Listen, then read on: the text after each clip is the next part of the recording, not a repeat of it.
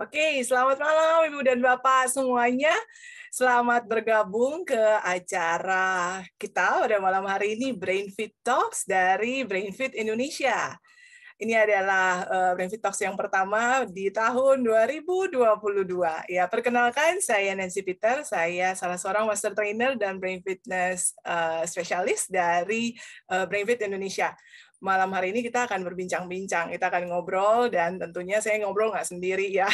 Saya ditemani oleh teman ngobrol saya, ada Mr. Irfan, Miss Iren, dan Miss Gaby. Yuk, saya mau memberikan mereka kesempatan untuk perkenalkan diri dulu. Halo Mr. Irfan. Halo semuanya, halo Bu Sensi. Halo Ibu Mr. dan Irfan. Bapak, selamat malam. Kenalkan, saya Irfan. Saya adalah salah satu master trainer juga di BFI Indonesia dan juga seorang trainee terapis. Alright, yes. Lalu kita ada teman ngobrol kita, Miss Iren ya, Mr. Irfan. Halo Miss Iren. Halo, selamat malam semuanya. Ketemu kembali di acara BrainFit Talks tahun yang baru. Nama saya Irena Peter, dan saya adalah Master Trainer di BrainFit Indonesia, juga adalah seorang Certified Play Therapist dan Parents Coach, Certified by Play Therapy International UK. Oke, iya. Hai Miss Iren. Lalu ada Miss Gaby. Halo Miss Gaby, apa kabar Miss? Hai Miss Nancy. Iya, glad you can join us. Thank you. Perkenalkan, aku Gaby, seorang Play and Creative Arts Therapist, juga dari Play Therapy International, dan Managing Practitioner di Temenos Indonesia. I see. Oke. Mr. Irfan, Miss Iren, dan Miss Gaby, sebelum kita mulai bincang-bincangnya kita malam hari ini, kita perkenalkan dulu ya mengenai BrainFit, karena ada beberapa Bapak Ibu yang baru pertama kali hadir dan join di acara kita. Oke. Perkenalkan, kami BrainFit, kami didirikan dari Singapura dari tahun 2001 di Singapura. Jadi sudah berada di bidang ini selama 20 tahun. Ya. Selain di Indonesia dan di Singapura, BrainFit juga telah hadir di beberapa negara lain. Di Indonesia sendiri sudah 12 tahun. Kami sedang menjalankan tahun yang ke-13. BrainFit Centers di Jakarta dan di Bogor ada beberapa tempat lokasi, ya, yaitu ada di BrainFit Kelapa Gading, di BrainFit Kebun Jeruk di Kebun Jeruk, dan di Gading Serpong, dan juga ada BrainFit Bogor. BrainFit spesialisasi dalam pelatihan program pelatihan otak atau brain fitness training ya. Program kami berdasarkan research di ilmu neuroscience yang menemukan salah satu terobosannya adalah bahwa otak itu seperti otot yang bisa diperkuat atau dilatih, yaitu mengenai neuroplasticity. Kemampuan-kemampuan otak seperti memori, fokus, kecepatan processing, kecepatan berpikir, itu semua bisa dipertajam, ditingkatkan performa otak melalui serangkaian aktivitas yang adaptif dan terstruktur. Ini adalah spesialisasi kami. Program BrainFit tersedia untuk anak-anak usia dari 9 bulan sampai 35 bulan BrainFit Baby, untuk usia 3 sampai 6 tahun BrainFit Junior, dan usia 7 sampai 18 tahun itu BrainFit Scholar. Yaitu dan BrainFit berafiliasi dengan beberapa institusi lain. Kami berpartner mengadakan research, mengumpulkan data, dan ini adalah penghargaan yang telah kami dapatkan dari partner kami. Itu sekilas mengenai BrainFit ya. Dan topik perbincangan kita malam hari ini adalah bagaimana membantu anak yang sulit mengekspresikan kekhawatiran dan emosi atau sulit mengekspresikan perasaannya. Alright. Yuk kita mulai ngobrolnya. Tapi mungkin sebelum kita... Kenapa, Mr. Irfan? Ini bakal seru banget ngobrolnya ya. Iya, ini topiknya kesulitan mengekspresikan perasaan. Sebelum kita mulai obrolannya, buat Bapak Ibu, silakan gunakan Q&A. Kapan saja akan muncul pertanyaan yang sesuai dengan topik malam hari ini. Kita akan berbincang-bincang, so ngobrol. Anytime muncul pertanyaan, bisa langsung dimanfaatkan Q&A-nya. Oke. Oke.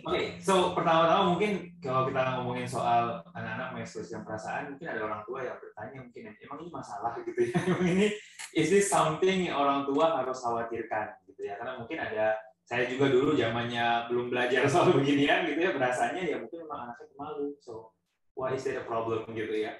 Mungkin Iya. dulu kali ya. Menurut Miss Iren gimana? Is it really a problem? For me personally, as parents, of course, I think saya merasa bahwa kalau anak nggak bisa mengekspresikan perasaannya, nggak bisa mengutarakan perasaannya dengan baik dan sehat ya, dengan cara yang sehat, tentu it's a problem. Karena keluarnya akan dalam bentuk perilaku. Kalau dia nggak mengekspresikan, sebenarnya tetap berekspresi, tetapi dalam bentuk perilaku atau dalam bentuk teriakan, dalam bentuk tantrums, right? Terus kalau itu diekspresikan, kalau tidak diekspresikan, keluar diekspresikan ke dalam, yaitu keluarnya dalam bentuk anxiety, kekhawatiran, lama-lama stres, mudah stres dan lain-lain. Ya, jadi kalau sudah seperti itu, maka tentu akan berpengaruh dalam semua aspek perkembangan. Jadi hal yang sangat penting banget menurut saya. Ya. Kalau menurut Miss Gaby gimana Miss Gaby? Mungkin ada pandangan yang berbeda ya. Bukan berbeda, tapi seperti yang udah Miss Irene jelaskan, kalau seorang anak nggak aware, nggak bisa mengerti, dan nggak bisa mengekspresikan perasaannya itu, bisa tumbuh dewasa dengan tetap seperti itu. Dan kalau misalnya dia nggak bisa utarakan, bagaimana dia bisa kontrol. Dan apa yang nggak bisa kita kontrol, akhirnya kan akan mengontrol kita. Jadi hidupnya biar bagaimanapun tidak akan maksimal. Juga nanti karena dia tidak terbiasa mengontrol dan meregulasi, akhirnya keluarnya di masalah resiliensi, yaitu resiliensinya bisa kurang. Jadi itu kalau dari aku. Ya. Jadi kebanyakannya akan berdampak di jangka panjangnya gitu ya. Mungkin nggak langsung pada hari itu, tapi jangka panjangnya ketika anaknya bertambah usia bisa jadi masalah gitu ya, Miss. Iya, betul. Jadi mungkin yang dirasakan cuman waktu dia anak-anak, dia pemalu gitu kan ya. Jadi parents biasanya tidak sadar gitu, hanya berpikir ya memang dia diem atau dia pemalu. Tapi kemudian waktu teenagers lebih lagi mungkin keluarnya dalam bentuk ya perilaku-perilaku yang agresif gitu atau depresif. Sebenarnya itu adalah kadang-kadang itu dampak dari tidak bisa mengutarakan. Iya. Ya, tentunya perlu jeli banget buat parents untuk memperhatikan mengenai isu yang satu ini. Iya. Jadi apabila terlihat memang ada kesulitan anak dalam mengekspresikan perasaannya atau mungkin pemikirannya, sebaiknya dibantu untuk dicari tahu kenapa juga ya. Kalau dicari tahu kenapa, kira-kira apa saja ya yang jadi faktor penyebabnya itu? Kenapa ada beberapa anak yang nggak, dan individu bahkan juga orang dewasa ya, bisa dengan mudah mengekspresikan perasaannya, tapi ada beberapa yang sulit mengutarakan perasaannya. Menurut Mrs. Mister gimana? Gimana kalau dari Mr. Irfan? Dari pengalaman kita banyak anak-anak ya Miss yang kita handle di Benefit ya sampai usia teenager gitu ya, yang biasanya punya kendala mengekspresikan perasaan. Yang paling sering adalah karena mereka nggak tahu lebih kepada milih katanya. Ini apa yang mereka rasakan itu namanya apa, cara nyebutinnya apa istilahnya gitu ya. Jadi banyak banget anak-anak yang akhirnya mereka diam aja, orang tuanya mungkin ngerasa dianya kayak nggak mau cerita, padahal sebenarnya simply karena mereka nggak tahu cara ceritainnya apa. Gitu. Bahkan mereka nggak tahu perasaan nggak enaknya itu kenapa. Gitu kan, apa nih yang saya rasakan? Pokoknya berasanya nggak enak aja gitu kan. Dan akhirnya anaknya cranky dan moody, padahal sebenarnya dia nggak tahu apa yang dia rasakan. Iya. Jadi menamai perasaan tersebut ya, apa yang dirasakan. Iya. Oke. Ada faktor penyebab lain nggak ya, Miss Iren? Apakah mungkin lingkungan atau pengalaman ya? Iya. Sebenarnya mungkin anak tidak terbiasa mengutarakan perasaannya lewat kata-kata karena dia tidak tahu bahwa ada cara itu. Juga tidak menjadi praktek atau kebiasaan di dalam rumah. Jadi memang itu nggak pernah eksis aja buat dia. Jadi dia nggak tahu bahwa ternyata ada toh caranya untuk berkata-kata, mengutarakan, mengekspresikan perasaan gitu. So ya karena tidak ada contoh, tidak ada modeling. Jadi memang nggak pernah terpintas aja dalam pikirannya bahwa aku bisa loh mengutarakan dan ada yang mau mendengar, dan kalau aku sudah mengutarakan ini I feel better, aku merasa lebih baik. Mungkin malah yang dia lihat di rumah adalah caranya orang-orang di dalam rumah atau yang dia tahu, jika seseorang merasa nggak nyaman, mereka melakukan sesuatu, mereka behave, entah dia lempar barang, entah dia teriak, ya kan, entah dia masuk kamar, kunci kamar, apapun. Jadi keluarnya dalam bentuk behavior, perilaku. Jadi anak ini melihat bahwa oke, jadi kalau if we feel something, kalau kita ngerasa tidak nyaman, itu yang kita lakukan. Right? So, kan anak-anak kan, apalagi kalau anak dari kecil ya, mereka kan belajar untuk melihat gitu, dan mereka akan praktekkan apa yang dia lihat. Anak-anak belajar kan learning from copying ya, paling banyak ya. Jadi faktor lingkungan mempengaruhi ya, Miss ya. Jadi saya kasih contoh ya, misalnya kalau misalnya saya anak kecil ya gitu, tapi kalau misalnya as mom, kalau misalnya saya marah atau saya sedih, saya bilang mama sedih loh, ya kan? Karena tadi waktu mama panggil kamu nggak jawab, misalnya. Jadi jelas waktu mengutarakannya itu dengan kalimat jelas, ada penyebabnya. Besok-besok terjadi lagi kayak kita marah dan kita bilang mama marah karena mama sudah larang berkali-kali tapi kamu masih lakukan juga. Kan itu mengekspresikan dan mengutarakan ekspresi kalimat lewat kata-kata, ekspresi perasaan lewat kalimat gitu kan. Nah, coba bayangkan jika suatu saat misalnya ini anak dia marah sama adiknya. Coba tebak kalau yang dia sering dengar dari mamanya ketika punya perasaan diutarakan, coba tebak apa yang dia lakukan. Kayaknya dia pasti juga bilang sama maminya, kakak marah gitu kan. Iya, betul. Kakak mau main nggak dipinjemin, kakak marah gitu ya misalnya. Jadi itu akhirnya menjadi sebuah cara yang mereka tahu gitu. Mereka tidak tahu itu cara tepat atau cara yang salah, dia nggak tahu. Pokoknya dia copy aja apa yang biasanya dilakukan oleh orang-orang di dalam rumah gitu. Ya, kayak gitu sih. I think itu juga salah satu faktor penyebabnya. Iya. Ada yang Miss Gaby mau tambahkan nggak, Miss? Kalau dari aku, karena mungkin unconsciously juga, sadar nggak sadar, seorang anak tahu apakah dia aman untuk mengutarakan perasaannya dia. Jadi misalnya kita sering dengar kayak anak cowok kok nangis, atau kamu kan kuat, nggak usah lah begini aja nangis, kok begini aja marah. Jadi kesannya mereka kan nangkep nggak boleh tuh ada perasaan-perasaan, apalagi yang negatif. Itu biasanya yang lebih sulit diekspresikan dari perasaan yang positif. Nah, nanti biasanya yang kelihatan tuh jadi dua. Yang pertama adalah tipe yang kalau mau ngungkapin perasaannya aja baru ngomong satu kata udah bisa nangis. Karena dia merasa nggak safe banget untuk meluapkan perasaan dia. Atau yang kedua, ya udah banyak hal yang lebih penting daripada perasaan. Misalnya perasaan itu menjadi sesuatu yang mengganggu.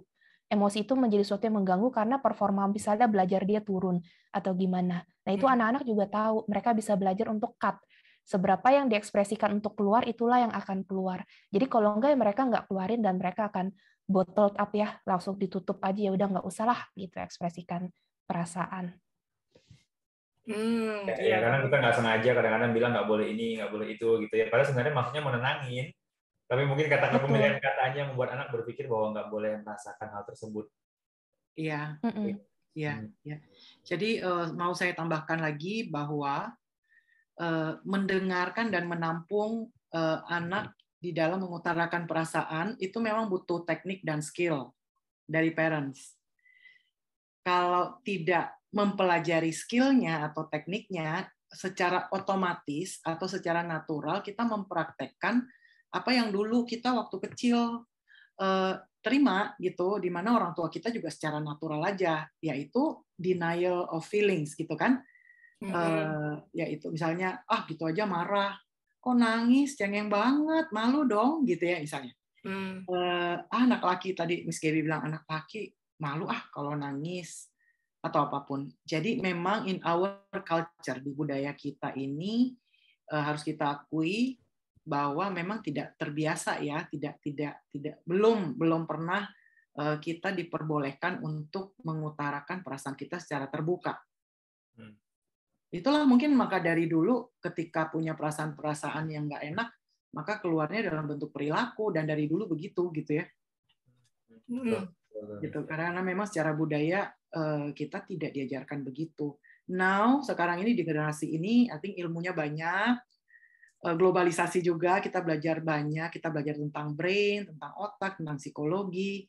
Sebenarnya juga sudah banyak itu teori-teori dan ajaran-ajaran dan tips yang diberikan kepada parents dan guru bahwa emosi itu, perasaan itu harus bisa diterima dan diekspresikan, tapi ada caranya. Jadi memang sebuah skill dan teknik yang perlu dipelajari.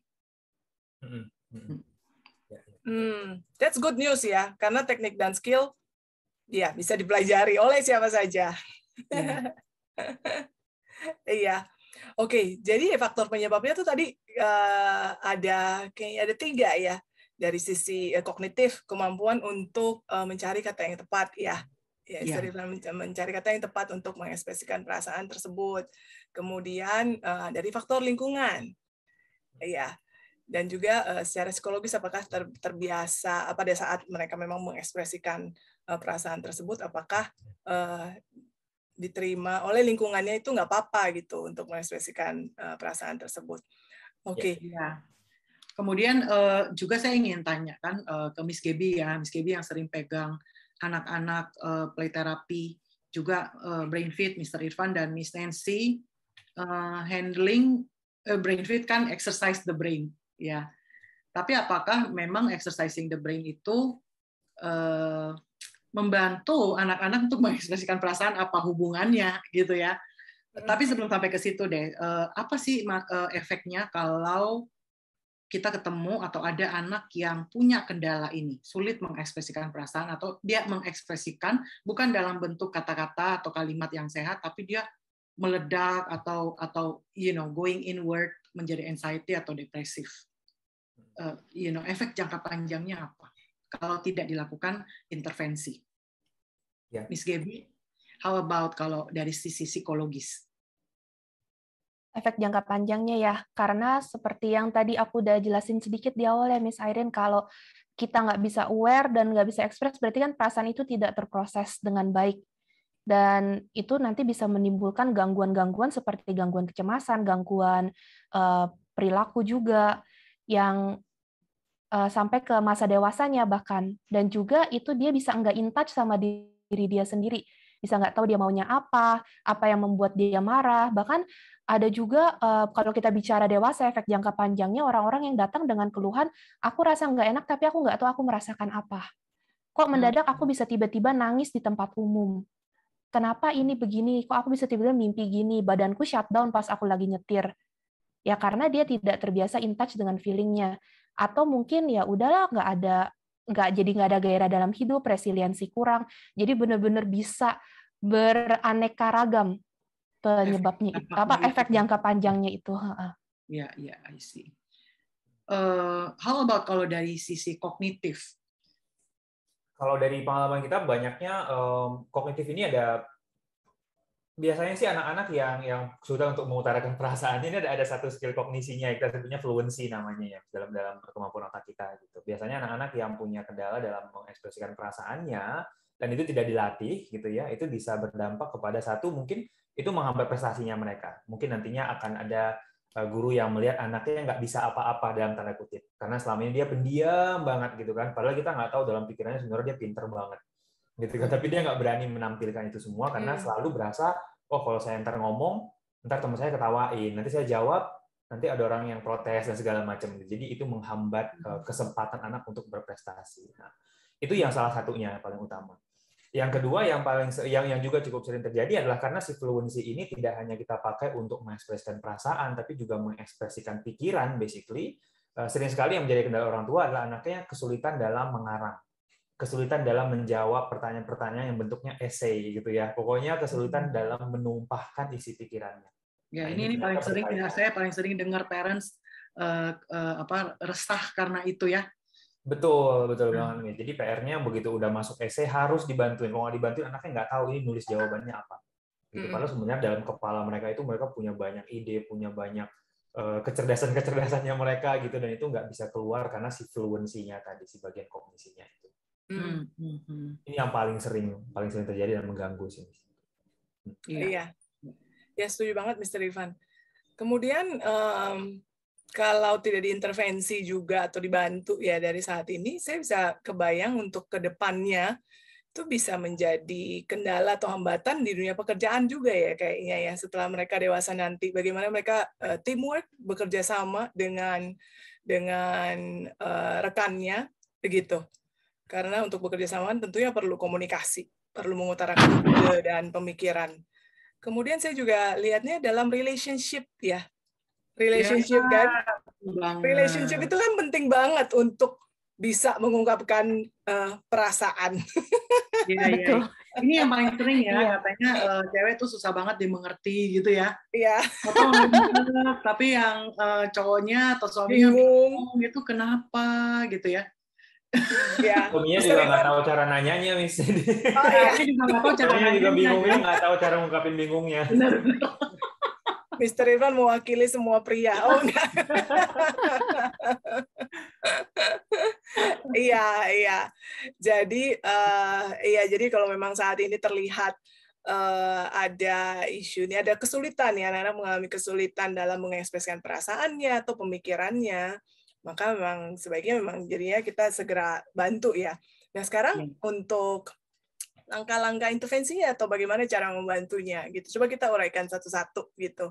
Kalau dari sisi kognitif, salah satu yang menjadi penyebabnya adalah dari sisi kognitif. Nah, BrainFit kita spesialisasinya di bidang perkembangan kognitif anak.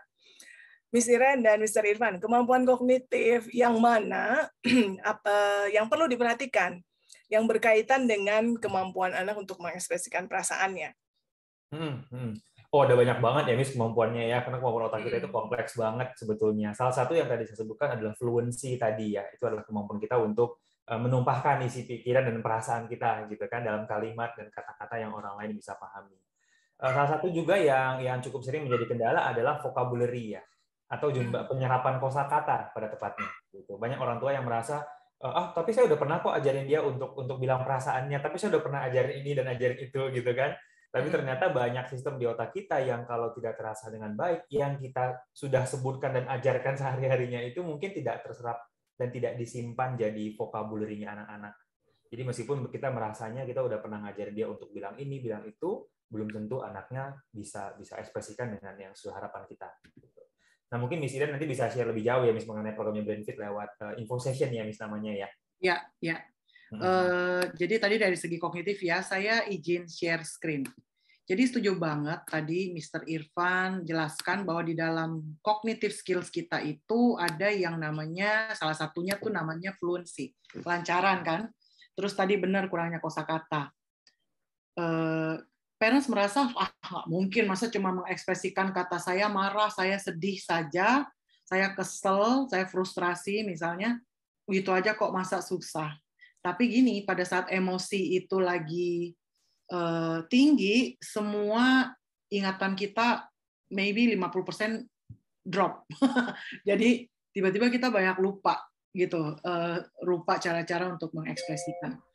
Itu disebut dengan kemampuan emotions regulations. Ketika emosi kita naik atau intensitas emosi kita tinggi, bisa nggak sih otak kita itu punya kemampuan untuk regulasi? Jadi ngerem, turunkan efek atau reaksinya supaya kita bisa berpikir, dan setelah kita bisa berpikir kita bisa berekspresi. Ya, jika kemampuan regulasi atau rem di dalam brain itu tidak pakem, tidak bekerja dengan baik, maka ketika emosi tinggi, intensitas emosi tinggi, dia overdrive. Jadi dia menguasai semua kinerja brain, sehingga itulah yang menyebabkan seseorang susah untuk mencari atau menemukan kata-kata yang tepat. Okay? So everything, semua behavior, perilaku starts from the brain.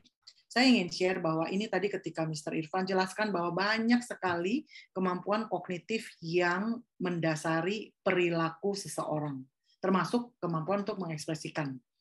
Nah, kalau kemampuan mengekspresikan selain memang tadi language, ya, perkembangan bahasa, perkembangan kemampuan impulse control, yaitu di bagian fokus, ya, impulse control ini yang paling bawah, juga yang pasti emotional awareness, ya, mindset, perspective taking, episodic memory, banyak banget skill-skill dasar yang harus dibangun baru seorang anak itu bisa melakukan beberapa hal yang sulit-sulit gitu, ya.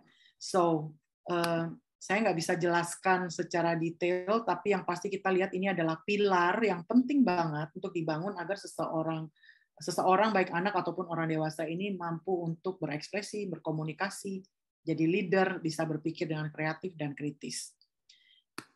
So, Mr. Irfan dan Miss Nancy, saya hanya ingin menyampaikan ke parents bahwa kita punya information session, BrainFit punya information session, silakan hadir di situ. Klik link yang ada di chat atau scan QR code ini, hadir di BrainFit Information Session, di mana di situ kita akan jelaskan lebih detail tentang brain, tentang kemampuan kognitif anak. Ya. Buat yang hadir di situ akan dapat diskon, karena kehadirannya akan mendapatkan voucher diskon Rp250.000. Jadi please scan that, kemudian mungkin nanti bisa di situ konsultasikan langsung dengan konsultan yang menjelaskan di information session lebih detail lagi, ya. Iya, oke, thank you Miss Iren. Jadi kalau kemampuan kognitif ini ditingkatkan, tentunya akan sangat membantu ya untuk anak bisa mengekspresikan perasaannya. Ya. Gitu. Ya, betul. Nah, tadi kita sempat ngomongin ya, Miss, di awal bahwa ada biasanya penyebabnya ada 3 aspek gitu ya, kognitif, psikologis, dan lingkungan ya. Dan barusan kita udah ngomongin soal kognitif dan bahwa BrainFit bisa membantu dari segi perkembangan otak anaknya gitu ya. Nah, sekarang gimana kalau kita ganti dikit ya, Miss, kita lompat sedikit ke yang bagian psikologisnya. Nah, kalau secara psikologis, kalau nggak salah play therapy itu bisa membantu banget ya, Miss. Dan kita juga sendiri juga punya banyak murid-murid yang ikutan BrainFit dan juga ikutan play therapy, sangat terbantu sekali dari segi psikologisnya ya. Mungkin Miss Gaby bisa share lebih jauh ya mengenai bagaimana play therapy bisa membantu. Jadi dalam ruangan play therapy itu kita punya beberapa alat, kurang lebih ada 9 alat di sana yang bisa dipergunakan, dimainkan ya oleh klien-klien anak-anak di dalam ruangan. Dan tanpa sadar saat main itu juga mereka sebenarnya sedang mengekspresikan emosinya, bahkan tanpa kata-kata. Itu aja sudah menyalurkan emosinya, sudah diekspresikan melalui tindakan-tindakan nonverbal, nggak usah pakai kata-kata yang mereka lakukan di dalam ruangan.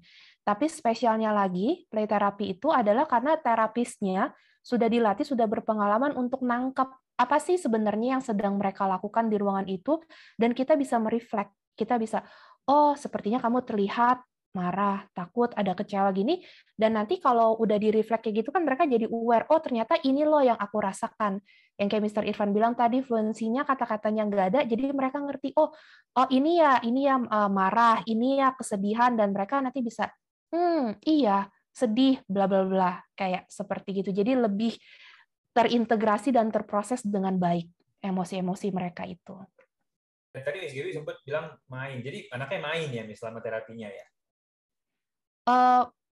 Main, ngobrol, bikin cerita, segala macam di dalam ruangan play therapy itu. Dan memang alat-alat kita juga ada Sandtray dengan Sandworld-nya, Sandplay, juga ada bisa pretend play, kita juga punya puppets, kita punya arts and crafts, kita punya therapeutic stories, kita punya apalagi tadi yang belum disebut musical instruments. Jadi memang banyak banget alat-alatnya. Banyak alat-alatnya. Pada dasarnya any toys yang anak-anak bisa mainkan untuk mengekspresikan pikiran dan perasaannya yang tersimpan lama yang dia nggak bisa ekspresikan gitu, dan akhirnya biasanya kalau begitu keluarnya dalam bentuk ya itu ya, parents ngerasa bahwa oke, ada sesuatu yang janggal gitu atau sesuatu yang nggak benar nih, harus dibantu dari segi perilaku dan emosi. Itu play therapy. I see. So it's fun. Anak-anak nggak merasa bahwa itu adalah terapi. Iya, kalau dari Betul. ceritanya yang tadi Miss Gaby deskripsikan itu alat-alatnya sounds like fun. Saya aja pengen main juga di dalamnya ya, ikutan. Apakah mainan semua ya? Dan parents yang datang untuk interview dan tour ke ruangan kita ya, wah menyenangkan ya. Jadi itu mengubah persepsi mereka tentang terapi psikologi karena mereka udah lihat ruangannya. Oh, oke, it's play ya. Miss, apakah play terapi ini hanya untuk anak-anak? Enggak, itu bisa untuk sampai orang dewasa juga. Karena ya keunggulannya itu it's not intimidating, nggak terintimidasi kan, hanya bermain, membuat arts.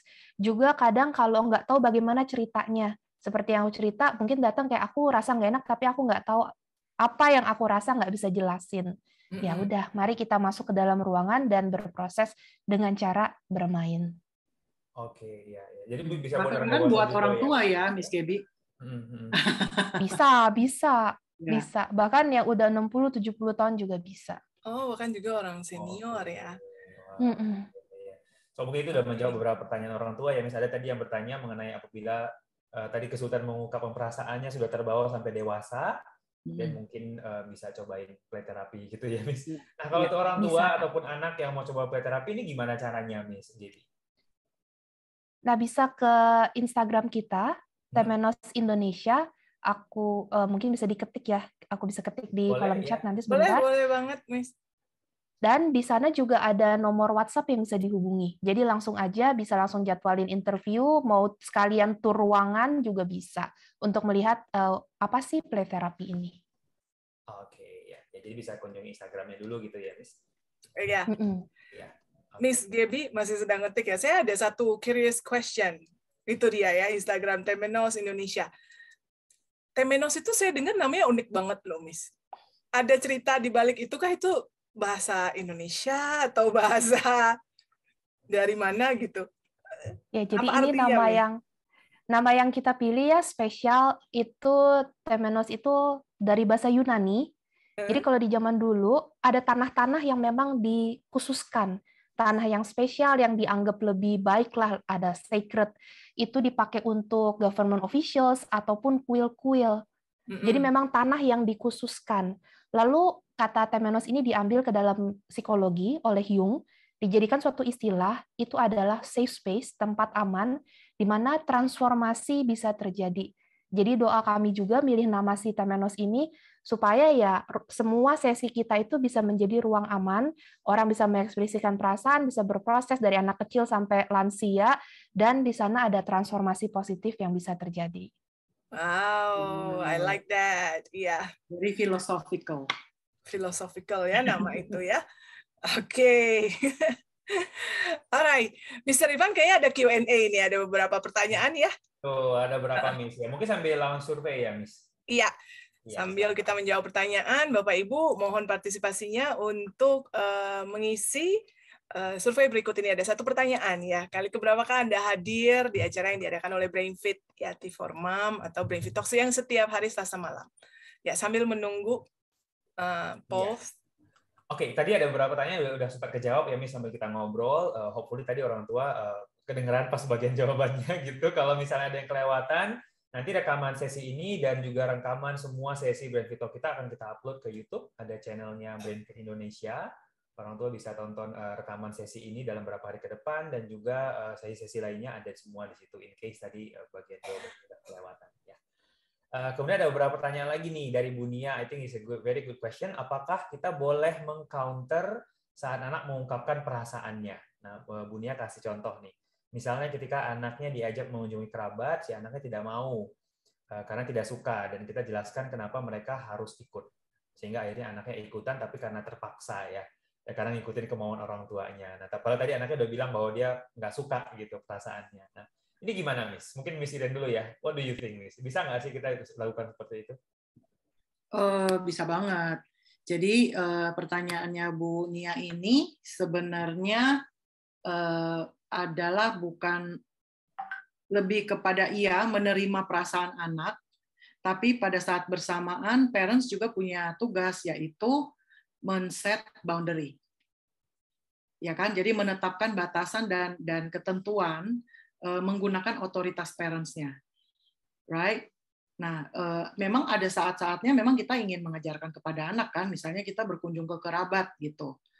Ya udah dong, misalnya apalagi kalau cuma setahun sekali atau jarang-jarang ketemu, dan kita ingin mengajarkan anak untuk belajar untuk bertoleransi gitu, bergaul dong sama kerabat biar kenal dan lain-lain. Jadi parents juga punya dong tujuan baiknya gitu ya, aktivitas positif yang diwajibkan kepada anaknya. Jadi sampaikan saja, dan memang kadang bisa menggunakan otoritas parenting kita untuk meminta anak melakukan itu. Nah, itu bukan diskualifikasi atau meniadakan perasaan. Jadi ketika anak tidak suka dan tidak mau dan menolak, ya kita terima bahwa kamu nggak suka ya, kamu lagi sibuk atau kamu lagi pengen main hari Minggu, tapi sekarang diminta ya untuk ikut. Tapi ini harus, jadi tetap diakui perasaannya bahwa dia nggak suka, dia reluctant, dia males. Ya, tidak perlu dimarahi dan apalagi dituduh. Kamu nih males banget sih ketemu saudara dan lain-lain. Jadi tidak begitu, tapi diterima. Iya ya, hari Minggu memang enaknya main ya. Terima aja dulu.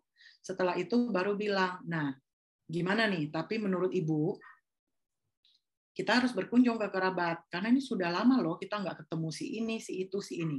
Coba kalau anaknya masih kecil, kita coba menjual konsep, misalnya, asik loh, di situ ada ini, ada itu, gitu kan, kalau anaknya masih kecil. Kalau anaknya teenager, ya mungkin kadang-kadang harus kita negosiasi sedikit, di situ kayak, oke, kita pergi dulu deh, nanti habis itu pulang kamu boleh main lagi atau bagaimana. Apapun itu strategi yang berikutnya, yaitu setting boundaries. Jadi perasaannya diterima, tapi bukan berarti semuanya berarti juga diterima gitu ya. Semuanya boleh gitu ya, nggak bisa juga gitu ya. Okay. Ya. Jadi itu beda ya, itu dua skill yang berbeda, skill parenting. Yang pertama adalah kemampuan untuk menerima ekspresi emosi dari anak, memvalidasi. Kemudian skill yang kedua adalah kemampuan untuk menetapkan batasan atau aturan dengan menggunakan otoritas parenting. Ya, oke, that's good. Thank you, Miss. Semoga terjawab ya, Bu Nia. Ada lagi nih, Miss, dari Bu Tuti ya. Bu Tuti bertanya, kalau anaknya suka ngambek, apakah itu juga bentuk kesulitan anak dalam mengekspresikan perasaannya? Jika iya, apa yang sebaiknya orang tua lakukan untuk mengatasinya? Mungkin Miss Gaby dulu kali ya. Silakan Miss Gaby, punya ini nggak? Oke, jadi pertanyaannya, kalau anak suka ngambek, apa itu bentuk kesulitan anak mengekspresikan perasaannya? Menurut aku itu justru cara dia untuk bilang, aku sedang merasa tidak enak di dalam diri aku. Jadi dia ngambek. Mungkin dia juga nggak gitu paham dia merasa apa. Cuma ya dia langsung, wah ngambek aja gitu. Nah, apa yang bisa orang tua lakukan untuk mengatasinya? Kalau dia nangis, mama lihat kamu nangis. Mau nggak cerita kenapa kamu nangis gitu? Mama lihat kamu marah. Mama lihat kamu lempar mainannya. Kenapa? Kamu marah kenapa? Gitu. Jadi lebih kayak, I see you nih. Aku melihat kamu sedang ngambek, kamu sedang merasa tidak enak, and I'm okay with it. Mama juga nggak marah, aku juga nggak. Jadi it's okay for you untuk marah, untuk nangis, untuk kesel, untuk emosi-emosi ngambek, yang emosi negatif yang ditunjukkan pas ngambek. Tentu selama tidak melukai diri sendiri dan orang lain ya, Sir ya. Jadi diterima aja dia sedang ngambek. Kamu ngambek. Kalau dia masih belum bisa ngomong, kamu masih butuh waktu. Mama justru tungguin. ngambeknya itu kita anggap sebagai cara dia mengekspresikan perasaannya gitu ya. Cuman mungkin nggak secara verbal gitu ya. Dan kita jembatani. Kita ajarin dia dan jembatani kira-kira dan dikasih ruang sih. Jadi aku juga mengamati kadang-kadang anak-anak apalagi semakin kecil ya, mereka kadang tidak punya cukup waktu dan ruang untuk menata pikiran dan mengekspresikan perasaannya. Kan mereka belum fasih kan, dan kadang-kadang kalau kayak kenapa sih kamu kenapa kan tambah tambah stres ya, itu aja pikirannya belum keluar gitu, kata-katanya belum selesai disusun, belum selesai keluar, udah kenapa, dan itu akhirnya yaudah deh nggak usah aja gitu. Ya, Akhirnya bawahnya ya juga tambah. kadang-kadang orang tua pengen cepet-cepet bujukin gitu ya, Miss, padahal sebenarnya anaknya lagi butuh waktu untuk proses sendiri gitu ya. It's okay kok kalau mereka nangis, ya itu aja dipangku sambil dipeluk, oh kamu masih butuh waktu nangis, nggak apa-apa, mama di sini tungguin sampai kamu selesai dan siap untuk bicara. That's also an option. Oke, wow, that's good, Miss. I didn't think about that. Jadi anaknya ngambek itu cara mereka mengungkapkan perasaan ya. Oke, that's good. Thank you, Miss Gaby. Ya, ada lagi nih, Miss. Masih banyak banget pertanyaannya bagus-bagus ya. Ya. Saya baca satu lagi ya dari Bu Frederica. Bu Frederica bertanya, selamat malam, bagaimana kalau anak susah mengekspresikan kejadian yang nggak menyenangkan buat dia, tapi kalau hal-hal happy, anaknya bisa aja gitu ya. Apakah itu normal? Dan bagaimana cara menstimulasi anaknya untuk mengekspresikan perasaan yang tidak enak yang tadi secara verbal. Nah, siapa duluan nih yang pengen jawab nih? Mungkin Miss Iren ya. Saya. Oke. Kalau anak susah mengekspresikan kejadian yang tidak menyenangkan, itu wajar banget. Bukan hanya anak, kita semua. Ya kan? Nah, prinsip kerja otak. Ketika otak merasa tidak aman, jadi di bagian otak kita ada tuh yang namanya amigdala, ada limbik, ya kan? Ketika kita merasa tidak aman, tidak nyaman, ada sesuatu yang mengganjal, perasaan-perasaan tidak nyaman itu membuat kita nggak bisa berpikir jernih. Ketika kita nggak bisa berpikir jernih, semua fungsi otak lainnya seperti berkata-kata, problem solving, itu creativity agak terhambat. Karena kita nggak bisa berpikir jernih. Kenapa kita nggak bisa berpikir jernih? Karena kita punya perasaan tidak nyaman. Ya kan? That's how the brain works. Jadi wajar banget kalau anak lebih susah untuk mengutarakan atau bercerita hal-hal yang tidak nyaman. Kita juga begitu. So that's normal ya. Pertanyaan kan, apakah itu normal? Dan itu normal dan wajar. Kemudian ada cara menstimulasinya, Miss, untuk anaknya supaya lebih pede lagi ya ngomongin perasaan yang nggak nyamannya tadi ya. Oke.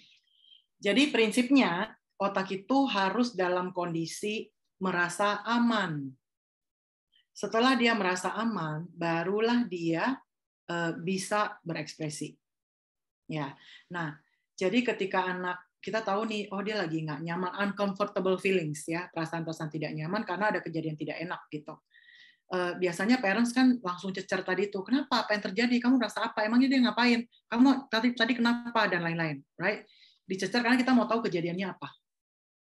Apa sih yang menyebabkan? Coba dong, cerita dong sama mama, cerita dong. Kita agak push. Nah, dia aja sudah merasa tidak nyaman dan tidak aman.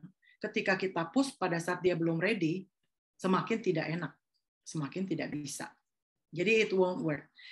Jadi caranya adalah kita buat dia menjadi merasa aman. Jadi supaya perasaan nyamannya itu pelan-pelan memudar, ya kita ajak bermain udah paling tepat.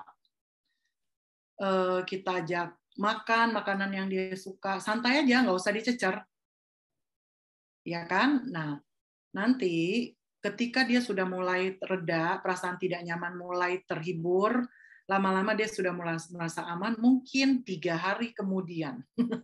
Kalau teenagers, ketika kita lagi santai-santai makan, lagi ngopi-ngopi, lagi minum-minum teh, lagi bercanda-canda, tiba-tiba baru dia keluar, waktu itu kemarin kan aku begini, aku begitu.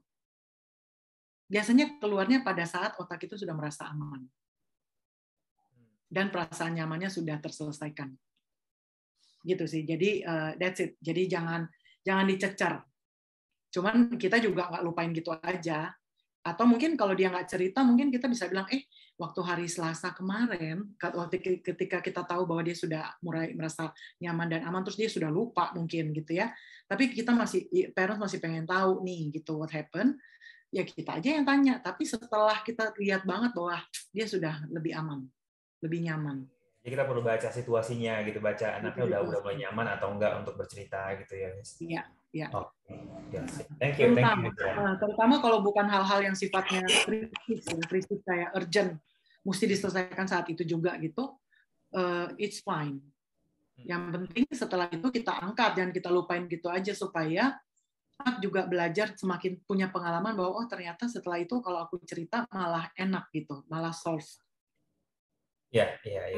Nah ini tadi yang misalnya contoh yang sebutkan ya, jadi tunjukkan pengalaman bahwa ketika ada cerita nggak apa-apa gitu, nggak ada yang marah, nggak ada yang apa gitu ya. Iya. Thank you. Iya. Oke.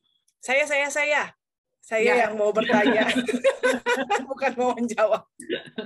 Mau bertanya, oke lah. Saya mau bertanya. Satu pertanyaan lagi kayaknya ya. Ini ada pertanyaan dari Ibu Astri. Apakah anak yang terlanjur menjadi pribadi emosional di usia golden age bisa diperbaiki kepribadiannya? Boleh saya dengar Mr. Irfan dari pengalamannya dan ini saya, oke. Ya. Oke, mungkin perlu diluruskan dulu kali ya. Tadi kita sempat ngomongin soal kemampuan anak dalam mengekspresikan perasaan, itu sebetulnya adalah kemampuannya. Itu semua adalah skill istilahnya gitu. Entah tadi kebiasaan ataupun karena kemampuan kognisinya.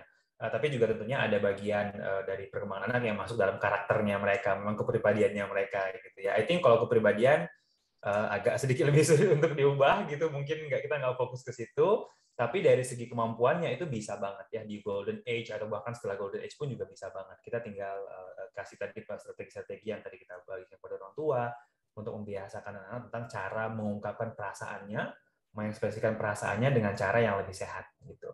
Kalau memang ternyata anaknya kepribadiannya memang agak sedikit mellow, ya mungkin itu nggak bisa diubah gitu. Tapi paling enggak nantinya mellow-nya lebih mudah dipahami oleh orang lain. Istilahnya gitu ya, dia bisa lebih ceritain, dia bisa diungkapin perasaannya. Kalau dari pengalaman saya lebih ke situ ya, kita ubah ke kemampuan anak untuk mengekspresikan perasaannya, bukan karakternya mereka yang kita ubah. Gitu ya. Jadi semuanya masalah pembiasaan sih ya. Betul. Masalah pembiasaan dan juga cek kemampuannya. Jangan-jangan memang karena kemampuan regulasi emosi tadi itu yang masih kurang optimum, mungkin perlu dilatih dan ditingkatkan. Ya. Oke, cukup dulu mungkin tanya jawabnya ya. Kalau masih ada waktu. Nah, tadi kita udah ngomongin soal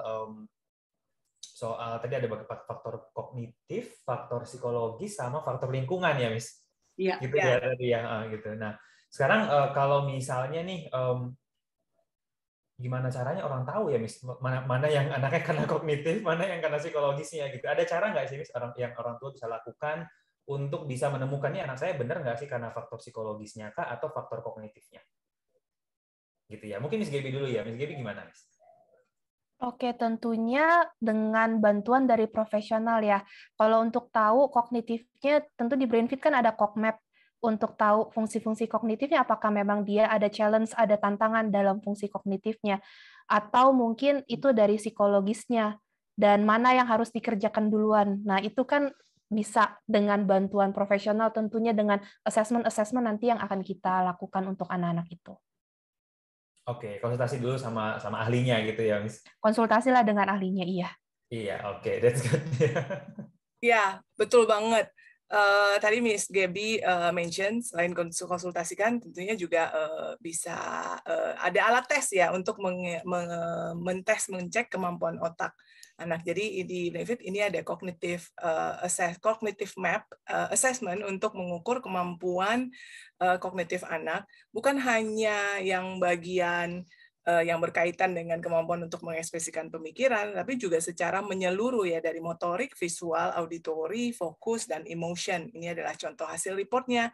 Jadi lewat assessment ini akan memberikan kita gambaran lebih jelas area-area mana yang sudah berkembang sesuai usianya, ya diwakili oleh warna yang hijau dan biru. Sedangkan untuk yang warna kuning dan merah itu area-area yang belum terlalu optimal. Nah, area-area yang belum terlalu optimal inilah yang bisa menimbulkan atau menimbulkan isu atau kendala atau menjadi hambatan ya dalam mengekspresikan perasaan ataupun dalam aktivitas lainnya, gitu.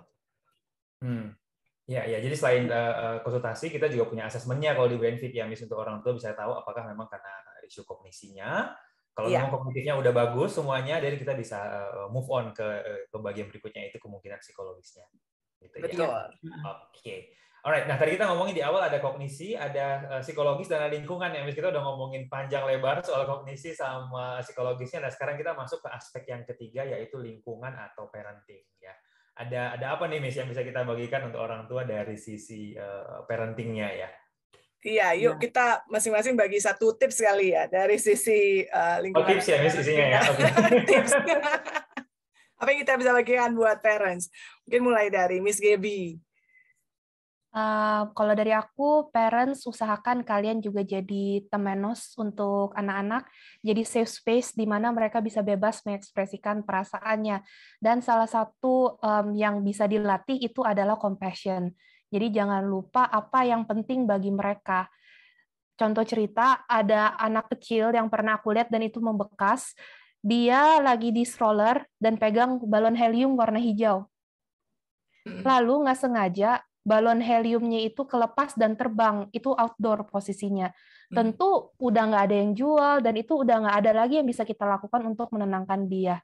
Dan dia nangis banget karena ya itu untuk anak 3 tahun atau 4 tahun, balon heliumnya terbang adalah the end of the world. Jadi kalau kita masih kalau kita bisa mengerti, kita bisa ada compassion, oh buat kamu itu penting sekali. Jadi kita lebih gampang menerima alasan dia ngamuk, alasan dia sedih, alasan dia tantrum. Dan akhirnya kalau dia dianggap penting, perasaannya dianggap valid, anak-anak akan tahu bahwa it's okay to express their feelings. Jadi jadilah orang tua yang compassionate supaya bisa menjadi safe space untuk anak masing-masing. Wow, oke. Thank you for sharing that story, Miss Gaby. Saya pikir biasanya kebanyakan kita orang tua tentunya biasanya kita langsung ke problem solving ya. Udah, iya nggak apa-apa, nanti beliin lagi gitu kan? Atau cuma balon kok nangis sampai sebegitunya, kan kayak gitu. Atau dialihkan, lihat tuh ada pesawat gitu. Iya benar. Ya, anaknya tambah kesel ya, for them it's the end of the world, udah balonku hilang gitu. Apa urusan pesawat? Iya, saya bisa mengerti sih, kadang-kadang orang tua juga it's not easy sometimes untuk kita melihat anak kita merasakan perasaan yang tidak menyenangkan, terutama ya, yang berlebihan. Dan kadang-kadang itu perlu courage ya. Ini saya duluan bagi tipsnya boleh ya. Latihan untuk lebih berani untuk sit through ya, duduk lewatin aja perasaan yang tidak menyenangkan itu. Kebanyakan kita kalau merasakan sesuatu yang tidak menyenangkan, marah atau sedih, semua yang lebih tidak menyenangkan lah, itu tanpa sadar kita seolah-olah kayak mau tekan atau udah jangan dirasakan gitu. Jadi biar cepat lewat. Nah, itu perlu keberanian ya untuk biarin aja perasaan ini dirasakan gitu, nggak apa-apa, it's just feelings. Diproses, dilewatin bersama, ditemani anaknya, habis itu terus nanti udah bisa baru move on lagi. Gitu. Jadi kalau dari tips dari saya, berlatih juga untuk sit through. Saya perlu bantuan bahasa Indonesianya, Mrs. dan Mr. Apa ya? Itu sama nggak sih sama safe space toh? Iya. Pada saat kita merasakan perasaan nggak menyenangkan itu, ya dirasakan saja. Ya tidak apa-apa banget gitu. Oh, it's okay to have comfortable and uncomfortable feelings, betul. Nggak apa-apa. Bisa duduk.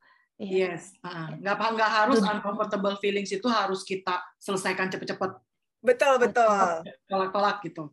Iya. Bisa duduk bersama perasaan yang tidak enak itu. Iya.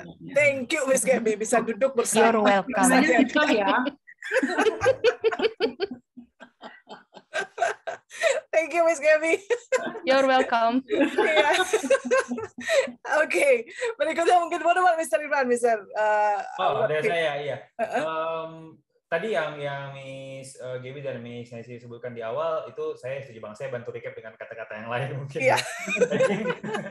I think kadang-kadang kita seorang tua bawaannya pengen langsung cari solusi. Gitu kan, langsung pengen udah ini atau nggak kita nasehatin, atau nggak kita tenangin. Tadi kata Miss Iren, ditunjukin pesawat lah, padahal nggak ada pesawat di mana-mana gitu kan. Berasanya kita mau ajak anak-anak itu untuk cepat-cepat kabur dari apa yang dia rasakan. Gitu. Padahal benar banget tadi kata yang Miss Iren, Miss Gaby dan Miss yang sebutkan, ya memang itu adalah perasaan yang mereka perlu lewatin gitu. Sometimes ini baru masuk tipsnya yang saya gitu ya, itu spare waktu untuk anak.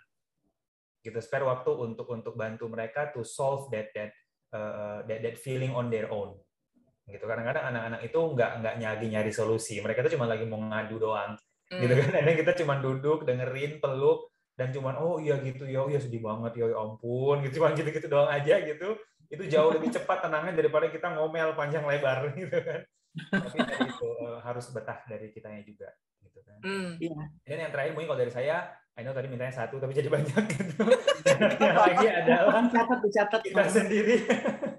kita sendiri perlu ngejaga cara kita bereaksi di sekitar anak. Gitu. Kadang-kadang waktu kita lagi marah, kita lagi kesel, kita tadinya mau pesan sesuatu tapi nggak dapat barangnya gitu kan, atau kita ada barang kita yang kita suka yang ternyata jatuh. Bagaimana cara kita bereaksi di sekitar anak itu juga yang biasanya mereka akan contohkan. Gitu. So whenever kita merasa nggak nyaman, kalau memang anaknya udah masuk di usia tertentu, kita bisa actually curhat ke dia pura-puranya. Gitu. Tadi mama kesel banget loh tadi di jalan tuh begini gitu. Supaya anaknya juga belajar bahwa oh mama tuh kalau kesel bisa cerita loh. Gitu kan, nanti dan dia juga mungkin akan merasakan hal yang sama. Ketika saya kesel, saya juga bisa cerita. Mama tadi gini loh di sekolah, aku gini. That kind of relationship. Dan semuanya kembali ke yang tadi. It takes some time, investasi waktu dari kita. That will be for me. Yeah. Jadi banyak. Modeling ya, berarti modeling, ya betul. Build culture-nya di dalam rumah ya. Build culture-nya benar banget. Bahwa we tell each other how we feel. Gitu kan, ya. Jadikan kosakata perasaan itu menjadi kosakata bahasa di rumah ya. Betul. Dan ketika kosakata di rumah dan ketika someone express feelings di dalam rumah, itu nggak ada yang nuduh, nggak ada yang denial, semuanya diterima gitu. Jadi budaya dalam rumah ya. Betul banget, Miss. Ya, benar banget. How about dari Miss Iren, Miss? Miss Iren ada apa tambahannya? Dari borong semua, oke. Saya selalu punya banyak sebenarnya. But only one. Semua yang disampaikan tadi, saya bayangkan sebagai parents. Kita tuh harus bisa behave ourselves di depan anak. Ketika kita mengalami hal nggak enak, kita pun mengekspresikan dengan cara seperti apa. Kita harus bisa duduk dan menunggu proses perasaan nggak enak. Apa tuh kalimatnya Miss Gaby? Duduk bersama perasaan yang tidak enak, tidak menyenangkan. Bersama perasaan tidak menyenangkan is okay. Harus jadi safe space. Itu tidak mudah loh. Ya, tidak mudah buat parents. Nah, so my tips untuk parents adalah untuk bisa melakukan semua itu, kita butuh punya baterai emosi atau mental battery yang cukup, yang terisi. Baru kita mampu melakukan semua hal itu. Berasa nggak sih kadang momen-momen di mana kayak, aduh, aku tuh lagi banyak kesabaran gitu. Anak nangis teriak-teriak, cuma bilang, hei, jangan, gitu ya. Nah, anak lagi begini kayak, jangan, mama bilang juga jangan, gitu misalnya. Tapi ada waktunya, gitu ya, baru disentil sedikit, kitanya langsung meledak. Itu apa yang terjadi? Karena kita sebenarnya lagi kehabisan baterai. Right? So untuk mempraktekkan semua itu kita butuh baterai. Dari mana kita dapat baterai kita? Self-care sebagai parents. Kita perhatikan banget jangan terlibat dalam hal-hal atau kegiatan atau percakapan yang menghabiskan baterai kita. Misalnya, saya ngomong di telepon aja 2 jam, ngobrolin si ini, ngobrolin si itu, ngobrolin si ini, kesel sama si ini, kesel sama si itu gitu. Begitu saya taruh telepon, baterai emosi saya tinggal 1/4. Gara-gara kesel sama si ini, kesel sama si itu, gitu ya. Right? Tinggal 1/4. Nah, udah habis itu si kecil datang gitu. Teriak-teriak dan nangis. Langsunglah saya meledak. Kenapa? Karena saya nggak punya spare energi dan emosi buat menghadapi dia, buat jadi safe space buat dia. Ya, saya punya cerita lucu banget. Dan teman saya nih yang sharing. Sebenarnya saya belajar dari dia. Dia bilang, saya sudah mematikan, sudah tidak pakai Instagram, gitu ya. Kenapa? Karena tiap kali lihat orang, saya nggak posting, tapi lihat postingan orang aja, ih, kenapa sih begini? Ih, kenapa begitu? Di komentar dalam diri sendiri. Kenapa begini, kenapa begitu? Begitu udah selesai malamnya tuh nggak ngapa-ngapain, rasa lelah katanya. Right? Jadi dia sendiri bisa ngukur baterai energi dia. Terus dia mikir, padahal seharian ini nggak apa-apain, baru dia sadar, oh ini lelah emosi. Dan ternyata lelah emosi itu sangat battery consuming. Okay, so dia mengambil kebijaksanaan dan memutuskan, aku nggak mau buka-buka, nggak mau lihat-lihat karena aku nggak bisa ngerem diri dari kesel. Kenapa juga mesti kesel? Tapi ya itu dia kesel. Jadi dia tahu dirinya, dia tahu apa yang consume energi dia, itu yang tidak dia lakukan. Dia alihkan kepada hal-hal yang bisa ngisi baterai supaya dia punya baterai yang cukup untuk menghadapi dan menjadi safe space buat anak-anak atau hal-hal yang memang penting gitu. So, again, kembali lagi emotional management. Parents kita yang tahu sendiri apa yang training kita nggak kita lakukan supaya kita punya heart space sama head space untuk melatih anak-anak. Untuk hold safe space. Untuk It rhymes. Ya. It rhymes, ya. That's good. Ya benar. Kalau kita sendiri juga lagi stres, boro-boro mikirin gimana cara bantu anak. Boro-boro ngatur diri, ngerem diri, tanya perasaan, halah. Malah kita udah keluar ya ada. Betul. Jadi pintar-pintar untuk cari tahu apa yang konsum energi kita ya. Yes, apa yang konsum energi kita. Nah, so biasanya pulang kerja itu kan kita juga energy drain. Terus tiba-tiba begitu masuk pintu rumah, yang satu berteriak, yang satu barangnya hilang, yang satu ini nangis lah, wah udah nggak punya energi, right? Jadi salah satu strateginya adalah ketika kita letih baru pulang kerja, find somewhere, do something else. Jangan langsung handling urusan anak-anak yang akhirnya bikin kita tambah drain. Charge dulu baterai kita. Walaupun nggak charge sampai full, tapi at least do something yang membuat kita bisa punya energi yang cukup, emotional energy terutama untuk kemudian dealing sama urusannya anak-anak dengan bijaksana. Oke. Alright. Yes. Self-care. Penting banget itu. Oke, thank you Mrs. and Mr. Irfan. 8.37 waktunya untuk kita closing ya. Iya, Mr. Irfan, bisa infokan ke Ibu Bapak topik kita yang selanjutnya ya, Brainfit Talks yang selanjutnya. Oke, so Brainfit Talks sekarang akan kita lakukan setiap 2 minggu sekali ya, Ibu dan Bapak yang udah sering ikutan gitu ya. Jadi kita akan ada Brainfit Talk lagi di 2 minggu ke depan ya, di tanggal 25 Januari, jamnya sama, harinya sama, dan nanti topiknya adalah melatih anak yang susah fokus. Ya, ini juga sama, kita akan bahas sambil ngobrol santai dan mempelajari topik ini lebih dalam lagi, gitu ya. Iya, dan Bapak Ibu ingat untuk hadir ke info session untuk yang mau mendapatkan informasi lebih jauh mengenai program brain training ataupun untuk Cogmap assessment-nya tadi. Iya. Oke. Betul banget, Miss. Ini sedang saya munculkan kembali ya. Ada Iya. QR code-nya juga, ada link-nya juga untuk orang tua daftarin ya. Ingat nanti di sana udah ada voucher yang menunggu untuk cobain program ataupun asesmennya. Gitu ya. Iya. Oke. Baik. Apakah ada closing message, Miss Iren dan Miss Gaby? Miss Gaby, can you share one takeaway ya untuk parents? Takeaway-nya ya. Iya. Miss Iren mau duluan tadi, saya gitu. Ya, Miss Iren duluan. Urusannya rebutan. Silakan, Miss. Ya. Silakan, Miss. Membantu anak untuk mengekspresikan perasaannya dan melatih anak itu adalah sebuah skill dan teknik. Ya, namanya skill dan teknik itu semua bisa dipelajari. So, saran saya adalah tentunya belajar sesuatu itu tidak cepat. Jadi keep trying, terus belajar, punyalah set parenting habit yang lebih efektif, tidak langsung berhasil, tetapi improve dari waktu ke waktu. Itu message saya buat parents. Kalau kita masih salah, nggak apa-apa. Yang penting kita tahu bahwa saya sudah improve. Sedikit, sudah lebih baik sedikit, nggak apa-apa. Ya, nanti bulan depan, minggu depan lagi. Dan over the time, akhirnya menjadi jauh lebih baik. Dari segi punya kemampuan parenting habit yang lebih baik. That's my message. I like that. Kalau dari aku, Bahkan walaupun orang tua sudah melakukan hal yang tepat, sudah bisa refleksi, sudah bisa nunggu sabar, merespon dengan baik, tapi anak masih belum mengekspresikan perasaannya, it's okay. Karena untuk sampai mereka yakin untuk aman itu bisa takes time. So don't rush.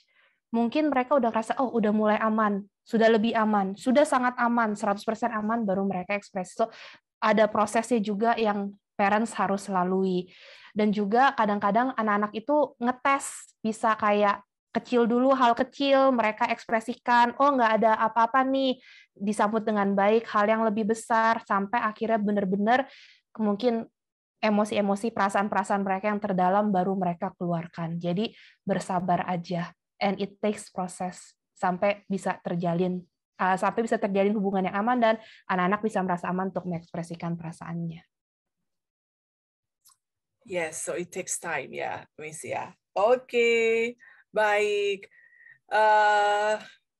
Ada yang mau ya, Miss? Ya, udah pengalaman ya. Jangan lupa orang tua untuk nanti yang tadi ada informasi yang kelewatan, mungkin nanti akan videonya akan kita upload ke YouTube juga dalam beberapa hari ke depan.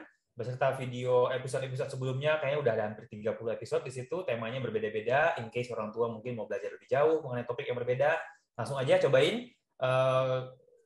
Search namanya Brainfit Indonesia ya di YouTube, di situ akan banyak banget video-videonya, siapa tahu ada topik yang relevan ya. Ini saya sedang follow juga Instagramnya kita ya, karena nanti ada informasi mengenai event-event berikutnya juga ada di situ. Ya, YouTube visualisasinya biar lebih enak ya. Sudah ada 26 episode, ini adalah episode ke-27. Ya wow, banyak juga ya, Miss. Nggak berasa ya kita punya banyak episode-nya. Gitu. Oke, baik. So sudah selesai ya, Mr. Irfan ya. Kalau begitu, kita akhiri sesi ini. Terima kasih Bapak Ibu yang sudah bergabung. Semoga bincang-bincangnya kita ini bermanfaat ya bagi buat Bapak Ibu. Langsung dipraktekkan, ambil satu tipsnya, lalu dipraktekkan, karena itu adalah teknik dan skill seperti yang Miss Iren sampaikan tadi, sesuatu yang bisa dipelajari. Oke. That is all. Thank you banget, Mr. Irfan, Miss Iren, dan Miss Gaby. Thank you, Miss Gaby. Sampai ketemu di Brainfit Talk 2 minggu lagi.